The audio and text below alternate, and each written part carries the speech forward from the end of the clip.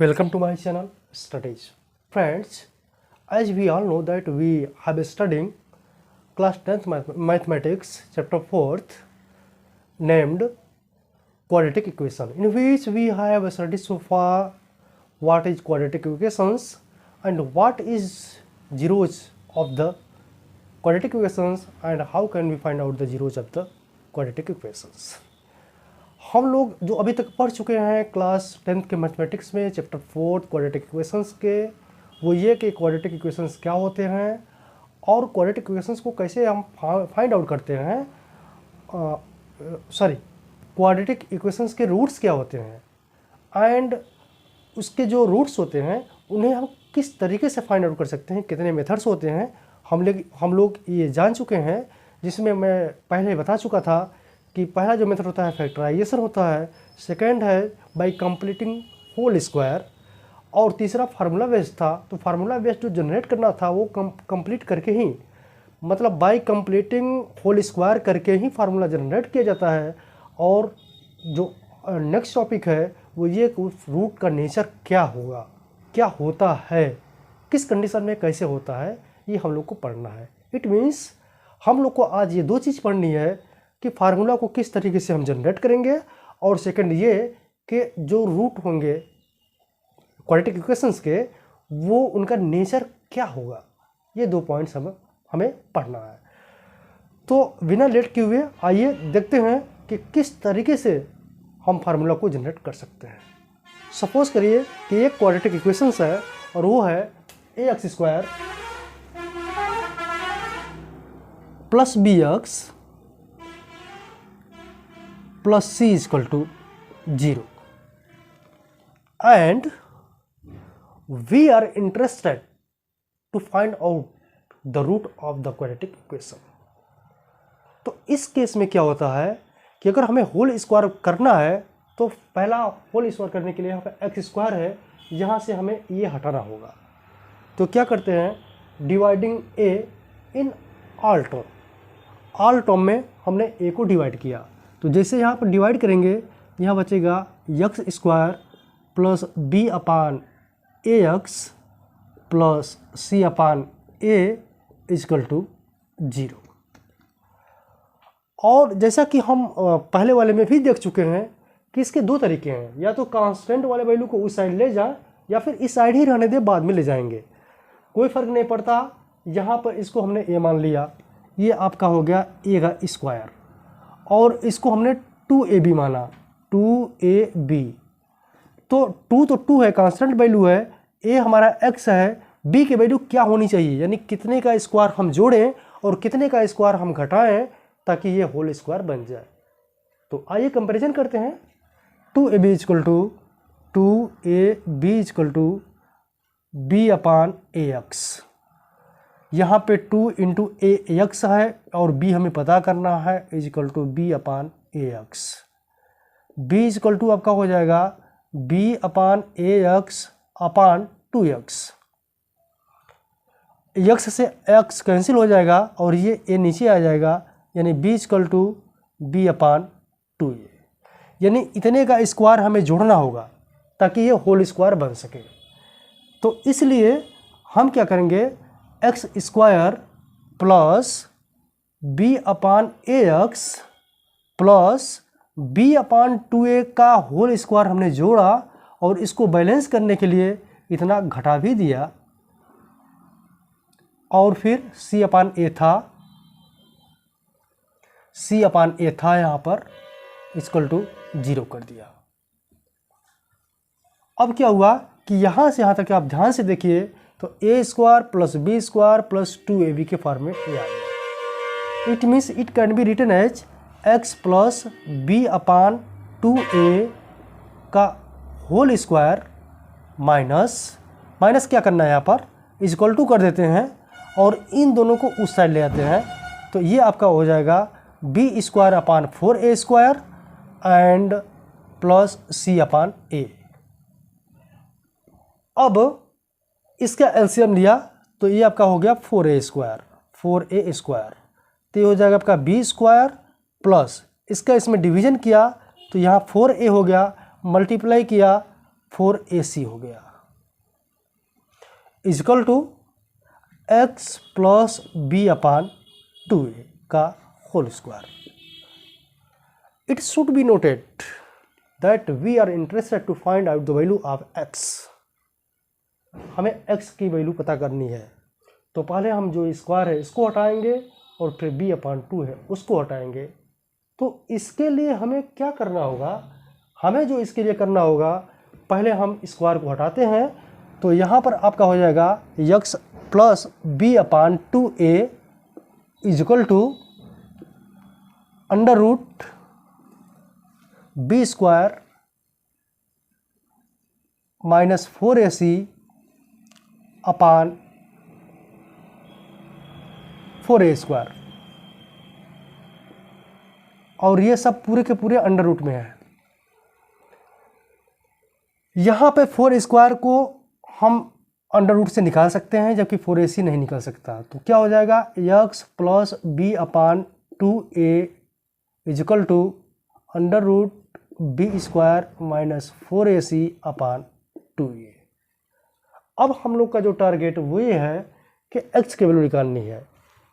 तो आप इसका स्क्रीनशॉट ले सकते हैं या इसे राइट डाउन कर सकते हैं। अब हम इसको मिटाने जा रहे हैं।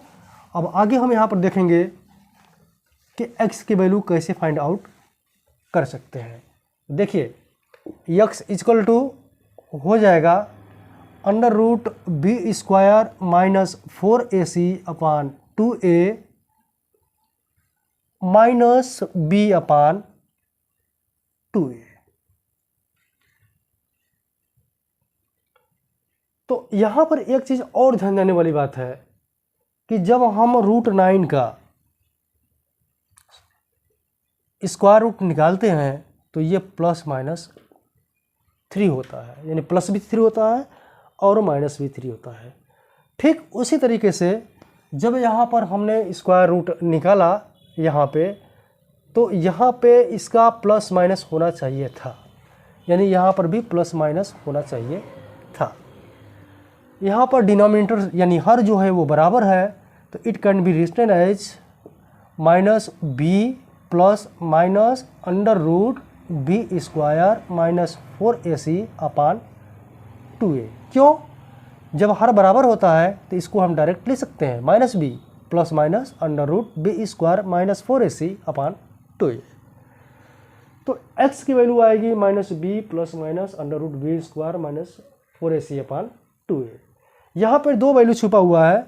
एक बार तो हम लेंगे, सपोज दैट अल्फ़ा की वैल्यू लेते हैं, तो लेंगे minus b plus under root b square minus 4ac upon 2a, और दूसरा जो कंडीशन होगा बीटा का वो ये कि minus b minus under root b square minus 4ac upon 2a। तो दो यहाँ पर रूट्स होंगे, that will make the quadratic equations balance करेंगे ये। तो यहाँ पे alpha and beta, it means ये फार्मूला बेस पे अगर हम ABC का वैल्यू रखें, ABC क्या है, these all are the coefficient of a square x square x and constant. तो ABC की वैल्यू जब हम यहाँ पर रखेंगे तो यहाँ पे हमें मिलेगा रूट क्वाड्रेटिक इक्वेशंस का। तो हम ये फार्मूला जनरेट कर लिए, और ये जनरेट किए हैं by completing whole square the equations. अब इसके विषय में थोड़ा सोचते हैं कि what will be the nature of the quadratic equations, उसका नेचर क्या होगा। सपोज दैट, आइए हम एक एग्जांपल के साथ इसको समझने की कोशिश करते हैं। Suppose that 2x square plus 5x plus 6 is equal to 0 एक इक्वेशन है। Now we want to find out the root of the equation. तो हमने क्या किया, कलेक्ट किया डेटा को, a is equal to 2, b is equal to 5 and c is equal to 6। जैसे ही फार्मूला में रखा, यहाँ पे minus b minus 5 plus minus under root b का स्क्वायर यानी 5 का square minus 4ac। Upon 2 into ए।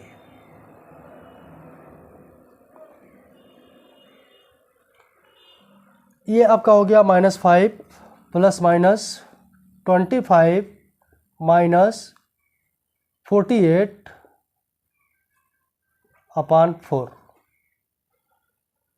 तो यहाँ पे जब हम माइनस करेंगे 48 में से 35, तो 5 30 10 15 और 8 23।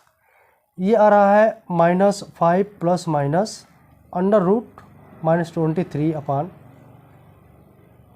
4। अब यहाँ पर आप ध्यान दीजिए, if you will try to find out the square root of -2 3, you know any negative number in the square root is always imaginary, it has no real value। आपको ये पता है कि अगर कोई नेगेटिव नंबर स्क्वायर रूट में है तो उसका कोई रियल नंबर नहीं होता, वो इमेजिनरी होता है। And we can only imagine, केवल हम इमेजिन कर सकते हैं, उसका कोई रियल वैल्यू नहीं निकाल सकते। तो यहाँ पर देखिए कि ये -23 था, ये कैलकुलेशन आया है, जो आया है इस फार्मूले पर कि -b plus minus under root b square -4ac upon 2a के। और ये जो -23 है, it is the calculation of b square -4ac। इसका मतलब ये हुआ कि अगर कैलकुलेशन करने के बाद b स्क्वायर -4ac छोटा होता है 0 से, अगर 0 से छोटा, 0 छोटा मतलब नेगेटिव होता है, तो उस क्वाड्रेटिक इक्वेशंस के जो रूट्स होंगे वो रियल नहीं होंगे, नॉट रियल। पहला कंडीशन है not real.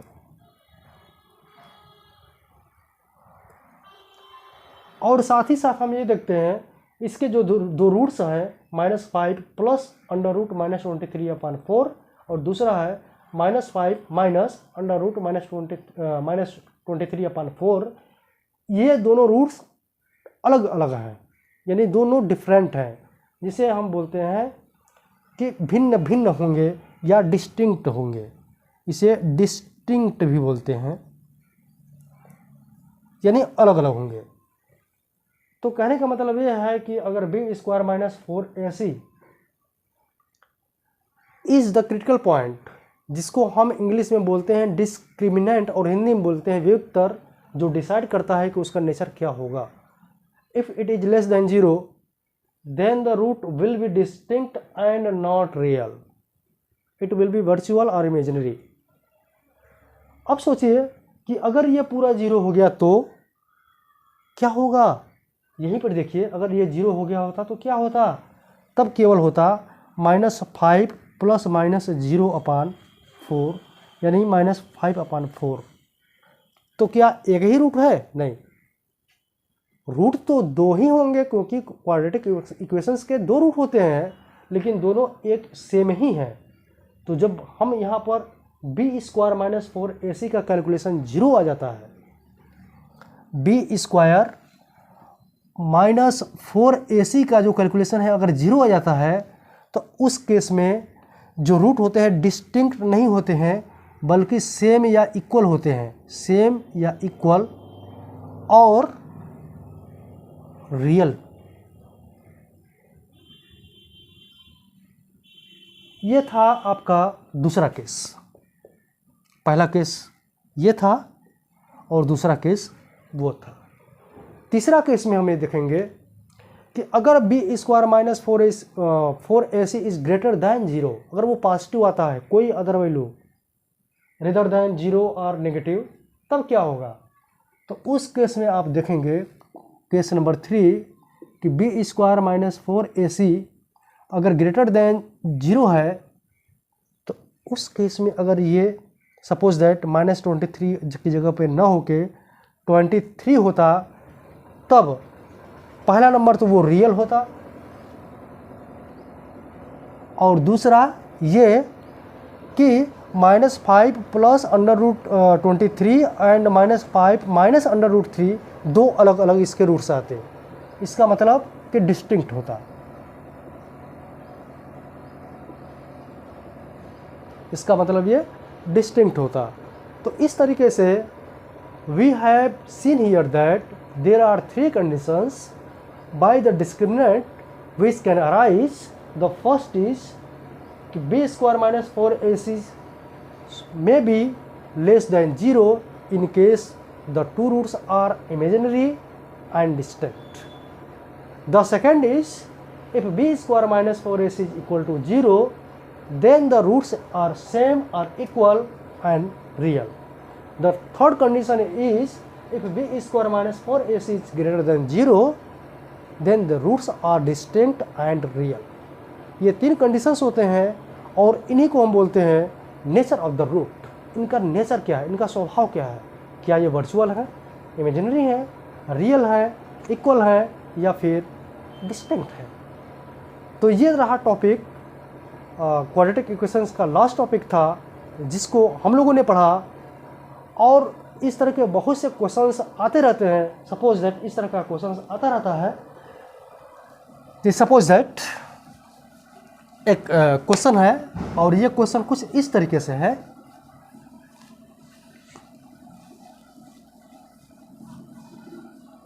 To x square plus 5x plus K is equal to 0, find out the value of K. आपको के का कुछ इस तरीके से वैल्यू पता करना है जो इसके रूट्स आए वो इक्वल हो एंड रियल हो। तब फिर हमें सोचना पड़ेगा कि इक्वल होना है और रियल होना है तो एक ही कंडीशन हो सकता है कि b square minus 4ac equal to 0। इस केस में 5 का स्क्वायर b, 5 का square minus 4 into 2 into c बराबर होना चाहिए 0 के। इसका मतलब 25 minus 8k should be equal to 0। It means minus 8k should be minus 25 and 8k minus minus cancel करके 25 and k is equal to 25/8। If the value of k is placed 25/8, then the equation has real and equal value. तो k यहाँ नहीं, k यहाँ भी आ सकता है। पूछा जा सकता है कि kx what should be the value of k, या k यहाँ भी आ सकता है what should be the value of k such that या so that its roots are distinct and real, या इसके जो रूट्स हैं वो डिस्टिंक्ट और रियल हैं या वर्चुअल एंड डिस्टिंक्ट। जो कंडीशंस होंगे उसके अकॉर्डिंग हमें यहाँ पर सॉल्व करना होता है। तो ये रहा आज का वीडियो और चैप्टर 4 इसी के साथ समाप्त होता है। मिलते हैं नेक्स्ट वीडियो में नेक्स्ट टॉपिक के साथ।